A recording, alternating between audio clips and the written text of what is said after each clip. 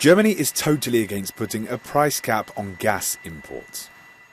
The idea is gaining traction among EU member states as they continue to face rising energy prices. But talking to Euronews, the German minister in charge of European affairs made clear that a price cap would be counterproductive and would scare suppliers.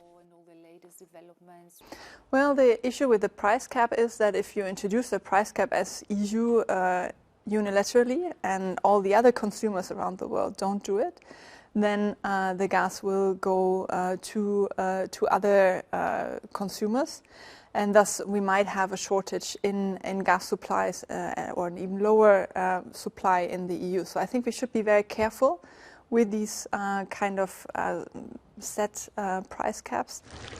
According to Berlin, the EU should diversify its gas supplies and engage in direct negotiations with gas suppliers to make sure it gets the lowest prices possible.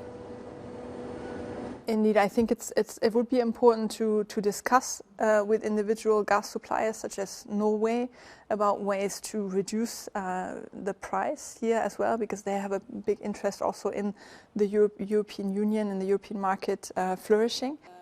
The German minister also defended the package of measures submitted by the European Commission last week, which included a reduction in EU electricity demand and a windfall tax on the profits of energy companies.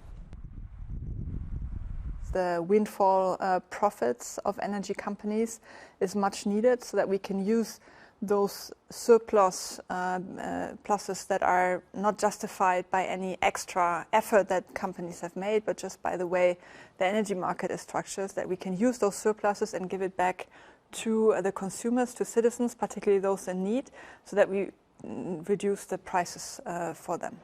Discussions are currently underway to consider getting rid of the voting rule, which means all 27 EU member states must agree on an issue when it comes to foreign and security policy. The German minister also says this should be done as soon as possible and before the EU lets in any new members. Chris Pitchers, Euronews, Brussels.